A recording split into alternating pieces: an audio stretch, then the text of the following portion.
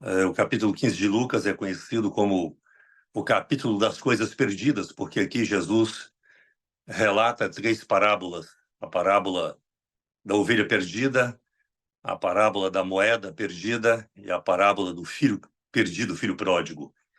Eu quero me ater à parábola da moeda que se perdeu.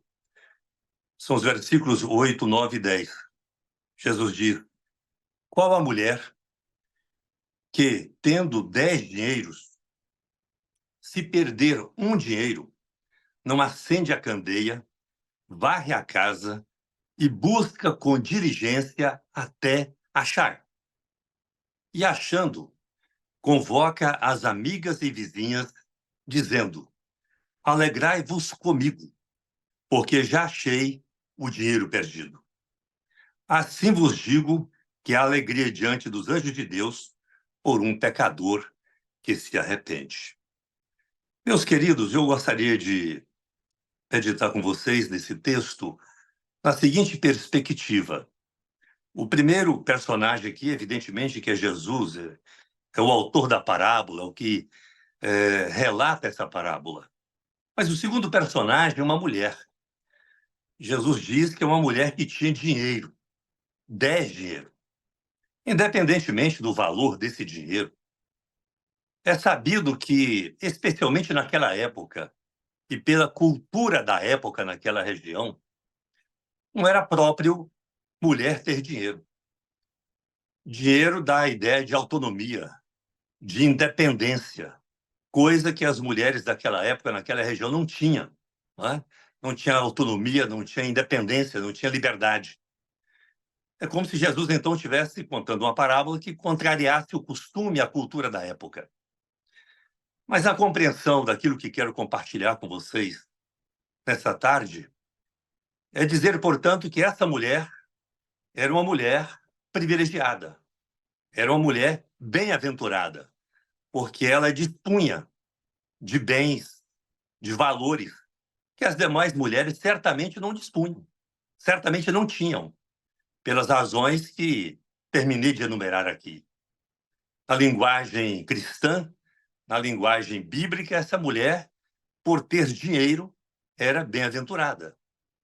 Ora, nós, ao aceitarmos a Jesus como nosso Salvador e admitirmos a Deus como Senhor das nossas vidas, nos tornamos também bem-aventurados e possuidores de bens que aqueles que não tiveram a mesma atitude que nós não têm, não dispõem. Nós temos o Espírito Santo. O homem que, a mulher que não confessou ao Senhor, não tem o Espírito Santo. O Espírito Santo não habita nele, não habita nela. Anjos de Deus se acampam ao nosso redor. Mas aqueles que não confessaram o Senhor, não têm anjos de Deus acampados ao redor. Não é?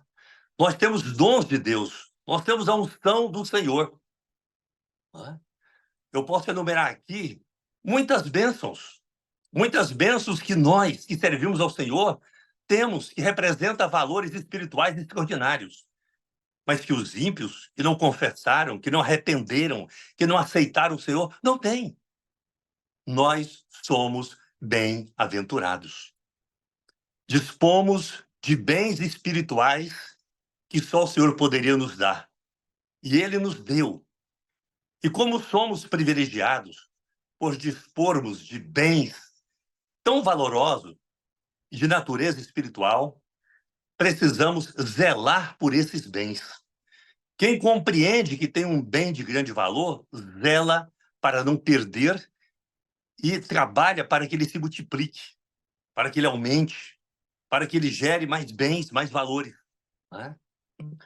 E penso que é nessa perspectiva de crente que somos, de evangélico que somos, de cristão que somos, que devemos caminhar o nosso caminho da fé, de zelar por aquilo que Deus já nos entregou e trabalharmos para que essa graça de Deus aumente em nosso favor a cada dia. Que a gente tenha compreensão do valor das bênçãos que Deus já nos dispensa, independentemente da vida eterna, das bênçãos que acompanham a salvação nesse plano de vida. Não é? nesse plano de vida? Bom, penso que, em algum momento, essa mulher, por mais que entendesse a importância desses bens, a moeda, o dinheiro, a dracma, quem sabe ela tenha se acostumado com os bens. Porque para perder um bem de valor, é preciso ter um certo descuido, um certo descuidado, quem sabe uma certa ausência de percepção da importância desse bem. A mulher não perdeu todos, perdeu um dinheiro, perdeu um bem, não importa. Ele tinha um significado, ele tinha um valor. Eu penso que nós, enquanto cristãos, não podemos nos acostumar com o Espírito Santo, nos acostumar com a Bíblia e ela deixar como de ser a palavra de Deus, a revelação de Deus, para ser mais um livro sagrado, não é? Como se fosse um amuleto. Não, nós não podemos nos acostumar com a vida espiritual a ponto dela virar uma prática de religiosidade, não é? Como se nós perdêssemos o primeiro amor. No primeiro amor, a gente valoriza tudo, tudo tem importância. Toda manifestação de Deus tem importância. A Bíblia toda é importante. Orar é importante. Jejuar é importante. Congregar é importante. Mas, às vezes, ao longo da caminhada cristã, a gente vai se acostumando com essas coisas e elas passam a ter um significado de rotina, de tradicionalidade, de religiosidade. E quando isso acontece, às vezes, significa também uma postura de ausência de compreensão do valor dos bens espirituais que Deus já nos entregou. Não é? Eles já não têm o mesmo valor, e às vezes inconscientemente. E aí, por essas razões, às vezes a gente passa a ser menos vigilante. A Bíblia, por muitas vezes, nos recomenda a ser vigilantes, vigiar para não pecar, vigiar em diversas circunstâncias. Mas às vezes, esse comportamento nosso, repito, nos leva a atitudes de menos vigilância. E nós já não perseguimos tanto, não é? Uma prática cristã que faça com que a gente tenha um caráter cristão adequado, que a gente busque a santidade. E aí, em função disso, a gente começa a perder bens que o Senhor já havia nos dado. De repente, a ausência do Espírito Santo. De repente, a ausência de unção que você tinha, uma unção específica, por exemplo, para curar enfermos. Curar enfermos, por mais que a Bíblia diz, olha, põe a mão, ore, enfim, mas nós também conhecemos situações em que a pessoa tem uma unção específica para curar enfermos. Tem uma unção específica para evangelização. E a gente perde essa unção. Né? Isso significa perder um bem de grande valor. Bom, quando isso ocorre, e que a gente, Deus nos inquieta, Deus nos desperta, não é? O apóstolo Paulo escreve dizendo: desperta tu que dormes, levanta-te dentre os mortos, e Cristo te esclarecerá. Quando nós somos crentes, cristãos com esse tipo de comportamento, é como se a gente já estivesse dormindo, estivesse insensível ao Espírito de Deus. E ele nos desperta para que a gente retome a atitude de uma fé viva, de uma crença viva, de comunhão com o Senhor, e de percepção do valor daquilo que Deus representa para a gente e dos bens espirituais que Ele já nos entregou. E aí é preciso ter atitude. A Bíblia diz, olha, que a mulher, percebendo que havia perdido o bem, que havia perdido o dinheiro, ela toma atitude. Olha, a salvação é personalíssima. A nossa comunhão com Deus é individual. Deus trata com cada um. Eu não posso dar uma procuração para alguém confessar a Deus por mim. Eu é que tenho que confessar ao Senhor. A atitude é minha. Não é? Não adianta eu fraquejar na fé, eu não estar cuidando da minha vida espiritual e culpar o pastor da igreja. Não, eu estou em dificuldade, até estou congregando pouco, sou um desagrejado, porque o pastor não me dá a devida atenção, não dá a devida atenção à minha família. É porque identifiquei determinadas situações da igreja que congrego que não concordo. Transferir essa responsabilidade não funciona. Porque, repito, a salvação, a comunhão e a responsabilidade espiritual é personalíssima, é individual. Eu tenho que ter atitude. O pastor foi constituído para me apoiar, para me ajudar, evidentemente que foi. A igreja é um espaço de apoio, não há dúvida. Mas eu tenho a minha responsabilidade com a minha fé diante de Deus. Davi, o homem segundo o coração de Deus, quando percebeu que havia perdido o Espírito Santo, que havia caído em pecado, que tinha falhado, fraquejado diante de Deus, ele não transfere responsabilidade, ele próprio tem atitude.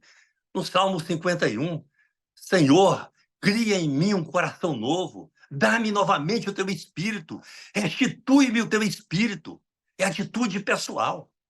Então, se eu ou você, por circunstâncias da caminhada, em algum momento, percebermos que fraquejamos, que descuidamos, que a nossa vida espiritual deixou de ser aquela do primeiro amor, da primeira da comunhão, enfim, que nós tenhamos atitude de restaurá-la, de recuperá-la, né, diante do Senhor, sem transferir responsabilidade.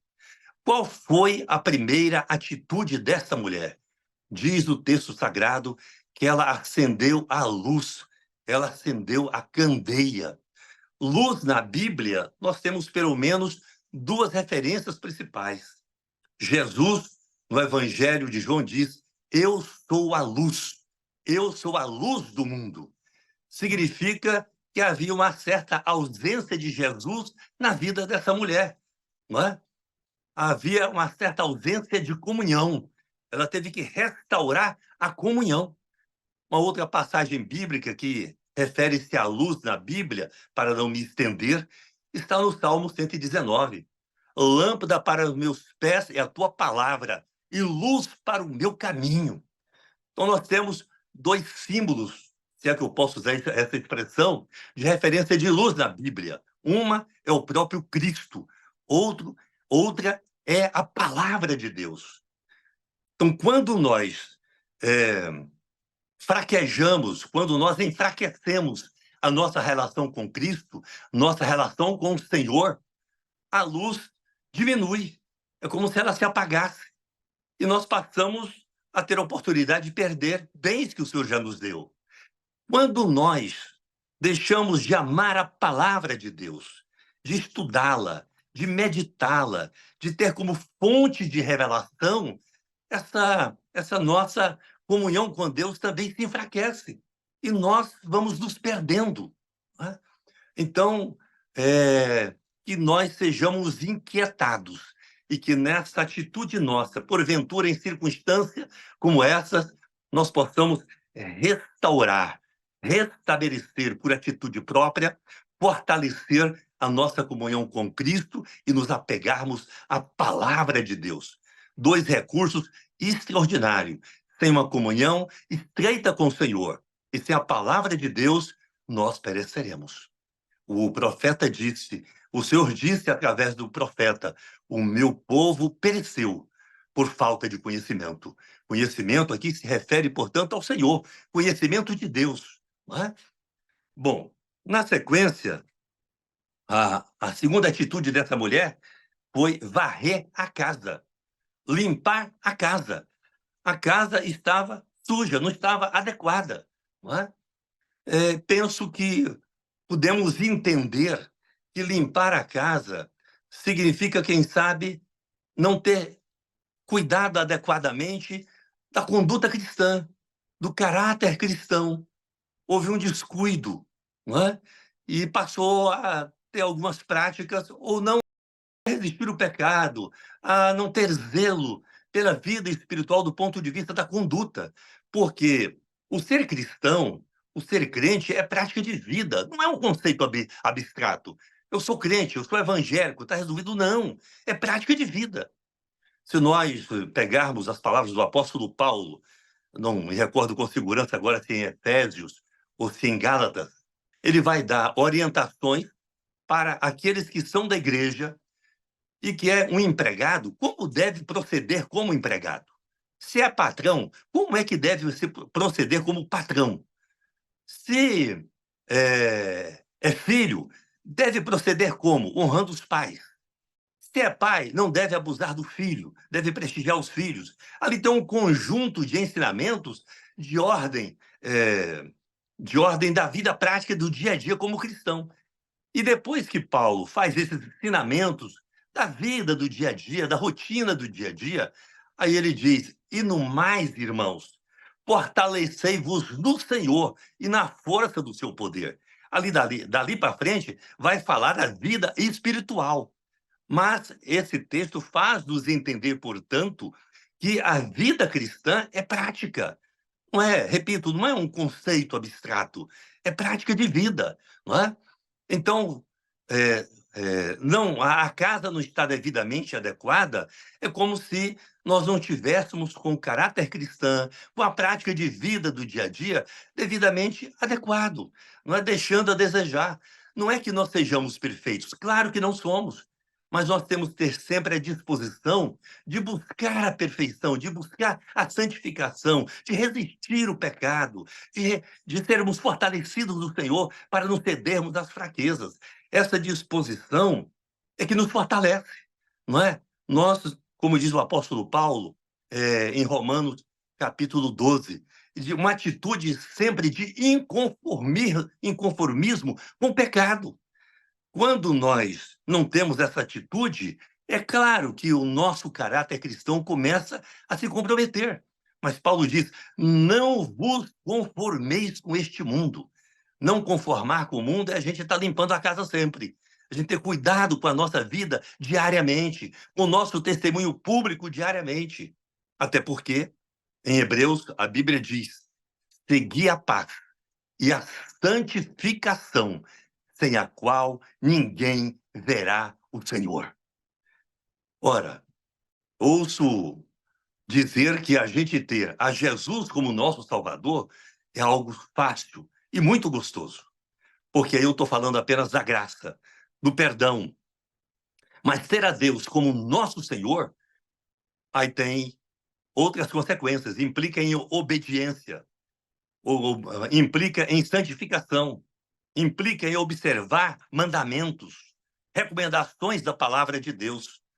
Por isso, eu me recorri aqui apenas para exemplificar nessa palavra de Hebreus: seguir a paz e a santificação, sem a qual ninguém verá o Senhor. Bom, é preciso que essa atitude nossa seja algo com determinação, que a gente queira. Jesus disse que a mulher fez isso, tomou atitude e diligentemente até se restabelecer, até restaurar o bem perdido. Então, a gente tem que ser determinado em relação à nossa comunhão com o Senhor, em relação à nossa vida espiritual, em relação à esperança eterna. Quero ser salvo, não quero ser salvo, sou filho de Deus, não sou filho de Deus. Enfim, até porque há uma diferença. A Bíblia diz, outra vez, vereis a diferença entre o que serve a Deus e o que não serve a Deus. Nos dias antigos, ser crente era uma dificuldade, porque era vítima de preconceito, de discriminação, daí por diante. Hoje, ser crente é evangélico até um certo modismo. E a gente precisa ter cuidado, porque, às vezes, essa circunstância nos leva para esse comportamento de rotina, de religiosidade e ausência de experiências novas com o Senhor que nos fortalece. Por exemplo, nós estamos num ano de eleição municipal. O cidadão ser candidato a vereador e dizer que é evangélico, membro de uma igreja Y, pode facilitar a eleição dele, não é? E essa é uma circunstância que pode reforçar o conceito dele de evangélico, sem necessariamente ter uma comunhão e uma convicção da sua fé, da sua crença. Lamentavelmente. No governo do presidente Bolsonaro, ser evangélico, quem sabe, era uma possibilidade de ser ministro do Supremo Tribunal Federal. Uma circunstância muito interessante, mas que poderia, na vida de alguns, ter uma consequência diferente e que não corresponda à convicção da salvação daí por diante, e sim a conveniências deste mundo aqui. Bom, nós precisamos ter atitude, sermos vigilantes e ter muita convicção em relação àquilo que queremos em relação ao Senhor, não é? Que a gente zele da nossa fé, zele da nossa comunhão, zele dos bens que Deus já nos entregou. Nós somos a habitação do Espírito Santo. Nós somos ungidos do Senhor. Anjos de Deus se acampam ao nosso redor. Temos dons espirituais. Temos a revelação da palavra, apenas para dar aqui alguns exemplos. Bom, para não me estender tanto, na sequência, o Senhor diz o seguinte: esta mulher, achando o bem perdido, convoca as amigas e as vizinhas, dizendo: alegrai-vos comigo, porque já achei o bem perdido. Aqui nós temos, portanto, uma referência a uma das doutrinas bíblicas, que é a doutrina da gratidão, ações de graças, não é? Sermos agradecidos. Paulo escreve dizendo: em tudo dai graças, porque essa é a vontade de Deus em Cristo Jesus, o nosso Senhor. Em Colossenses, Paulo escreve novamente, capítulo 3, última parte do versículo 15: sedes agradecidos. Apenas duas referências, mas a Bíblia está cheia de referências acerca de ações de graças, acerca de gratidão. Pegar mais uma referência, Salmo 103. Bendiz, ó minha alma, ao Senhor, e tudo que em mim bendiga o seu santo nome. Bendiz, ó minha alma, ao Senhor, e não te esqueças de nenhum dos seus benefícios. A doutrina, portanto, da gratidão, a doutrina de ação de graça está permeada na Bíblia, não é? Eu fico pensando que, por vezes, na rotina da vida cristã, a gente passa a celebrar ações de graças ao Senhor, culto de ação de graça, ou mesmo uma ação individual de ação de graças, que parece que não é a nossa rotina é muito mais orações de pedir, de rogar, de solicitar, não é? Embora não seja pecado, não é? Pedir, dar-se-vos-á. A Bíblia também nos admoesta nesse sentido, mas parece que não é a nossa rotina agradecer a Deus. E quando é por situações muito excepcionais, né? Muito excepcionais. Por uma situação menor, de rotina, a gente não lembra de agradecer a Deus. Se eu entrar com um requerimento numa repartição pública, pedindo uma certidão de tempo de serviço para juntar no meu processo de aposentadoria, que com essa certidão vai se efetivar, estou falando aqui em tese, se esse requerimento da certidão for deferido, na hora que eu pego a certidão, eu não me lembro de agradecer a Deus. Posso até agradecer pelo deferimento da aposentadoria, só para exemplificar. Então, se é um milagre, se é uma coisa grande, a gente manifesta com ação de graça. E se é algo do dia a dia, é como se isso não tivesse nada a ver com Deus. Fosse uma consequência da vida nossa, do esforço nosso, do processo burocrático, daí por diante, não é? E Deus deseja, e eu penso que esse é um sentimento muito presente, que nós sejamos agradecidos em tudo. Em tudo. A mulher restaura um bem. E a Bíblia diz que ela convoca as amigas, as vizinhas para celebrar. Acho que aqui tem uma outra lição muito importante. É que quando a gente receber uma bênção do Senhor, e aqui já não falo mais só de valores espirituais, falo também de bênçãos materiais. O filho foi aprovado no concurso público, uma cura, alguém foi curado, enfim, que essa bênção seja compartilhada. É desejo de Deus que você testemunhe a bênção, que você compartilhe a bênção, que você torne a manifestação dele na sua vida, né, pública. Pública. É o que essa mulher fez. Ela não se contentou. Ela tornou pública, ela compartilhou. As pessoas precisam saber daquilo que Deus é capaz de realizar e que realiza. E é muito bom que você celebre algo que Deus realizou na sua vida, muito mais do que na vida dos outros. Na vida dos outros também edifica. É bom que eu, João Campos, aqui em Goiânia, possa dar um testemunho dizendo que lá no Japão, na semana passada, alguém teve uma vitória, uma bênção de Deus. Era dono de uma empresa, a empresa estava em liquidação judicial, nem sei se no Japão tem, estou falando em tese, liquidação judicial. Essa pessoa temia Deus, fez uma campanha de oração, um propósito, e Deus abriu portas, a recuperação judicial foi deferida e a empresa está recuperando. Eu dei esse testemunho aqui, tem significado? Tem significado? Tem. Mas é muito diferente eu chamar meus amigos, chamar meus vizinhos, dizer, gente, eu quero dizer para vocês o que Deus fez na minha vida no dia tal, assim, assim, assado. É muito diferente, não é? E é muito diferente eu contar isso só para minha esposa ou contar para a multidão, para os amigos, para os vizinhos, enfim. Deus quer que a gente compartilhe, que a gente testemunhe, não é? Por muitas vezes a gente é abençoado e não testemunha. A Bíblia traz também notícias de ingratidão. E o fato mais conhecido é exatamente dos leprosos. 10 leprosos, 9 não voltaram para agradecer. Ora, nós conhecemos o Salmo 116, onde normalmente a gente se reporta apenas ao versículo 12, não é? Que darei ao Senhor? Que darei eu ao Senhor? Pelos muitos favores, pelos muitos benefícios que me tem feito. Quando chega no versículo 12, é exatamente porque antes o salmista está dizendo que Deus livrou a alma dele da morte. Da morte. Então, o salmista, ele diz exatamente dos perigos que ele passou do livramento de Deus. Ele diz, Salmo 116, cordéis da morte me cercaram, e angústia do inferno se apoderaram de mim. Encontrei aperto e tristeza. Mais na frente, ele disse, porque tu, Senhor, livraste a minha alma da morte, os meus olhos das lágrimas e os meus pés da queda. É depois disso que ele diz, que darei ao Senhor pelos muitos benefícios que me tem feito. E é muito interessante, na sequência, a resposta do salmista. Qual é a resposta à pergunta que ele mesmo fez? Ele diz,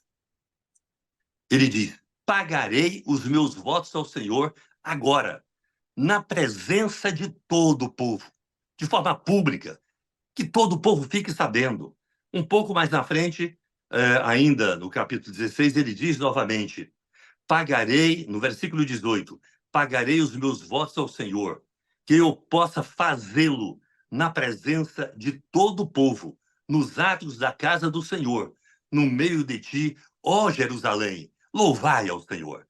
Então, eu penso que esse texto bíblico, do ponto de vista dessa meditação que faço, nos convoca, não é? A prática da gratidão, e essa prática da gratidão ser algo sempre público, que as pessoas fiquem sabendo dos feitos de Deus na nossa vida, quer seja na nossa carreira profissional, quer seja no espaço familiar, quer seja no espaço empresarial, político, enfim, mas que nós tenhamos essa graça e essa disposição de, ao agradecer a Deus, ao celebrar ações de graças, compartilhar com outras pessoas. Isso é uma forma de testemunhar a bondade de Deus e o poder de Deus. Que Deus nos abençoe sempre, que Deus nos fortaleça sempre, que nós tenhamos a atitude para não perder os bens que Deus já nos concedeu, que nós tenhamos cada vez mais convicção da nossa fé, da nossa esperança eterna, e que sem Deus nós não somos nada, mas com Ele somos mais do que vencedores. Deus abençoe, em nome de Glória a Jesus. Deus.